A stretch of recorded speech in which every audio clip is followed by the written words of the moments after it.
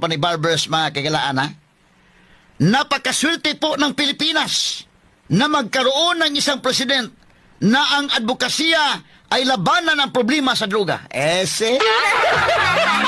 Matod pa niya, mga higala, I would like to emphasize that this war is not an ordinary war. Matod pa, Barbers? Sa Bisaya pa, akong isiguro, akong pahimugatan. Nga kining maong gubat, dili kining ordinaryong gubat. Nga leader sa nasod, mupadayon sa pagtinguha, pagpakigbatok sa iligal nga drugas. Apan iyang ginotay, nga mahimo, why siya nakitang sayop kung ang presidente mo extend ang iyang termino. Gusto pa sa niya extend gani ko ng termino ng Duterte, mga higala. Nga may ko'y nakitang dautan, wa ko'y nakitang sayop kung i-extend si Presidente Rodrigo Duterte.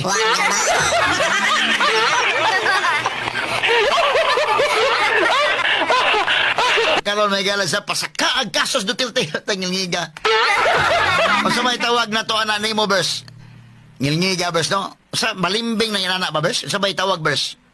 Robert Ace Barbers. Balimbing na nga, anak, may mudag balimbing, o sa may nga, anak, Bers? Prangkahan ta mo, medyo kinig, ipugos ko nila, kinis Barbers, may gala, kay mo may speech gahapon.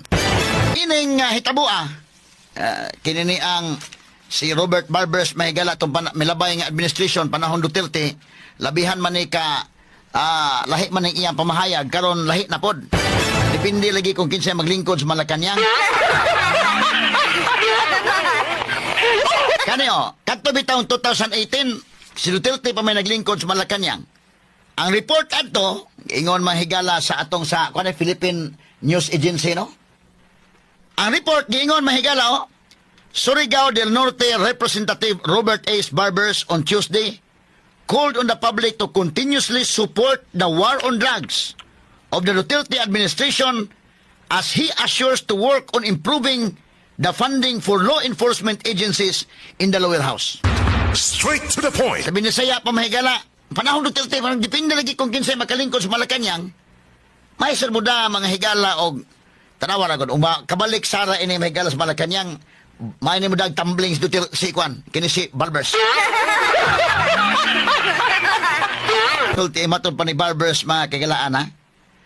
Napakaswerte po ng Pilipinas na magkaroon ng isang president na ang advokasya ay labanan ng problema sa droga. Ese? Matod pa niya, mga higala, I would like to emphasize that this war is not an ordinary war. Matod pa, Barbers? Sa Bisaya pa, akong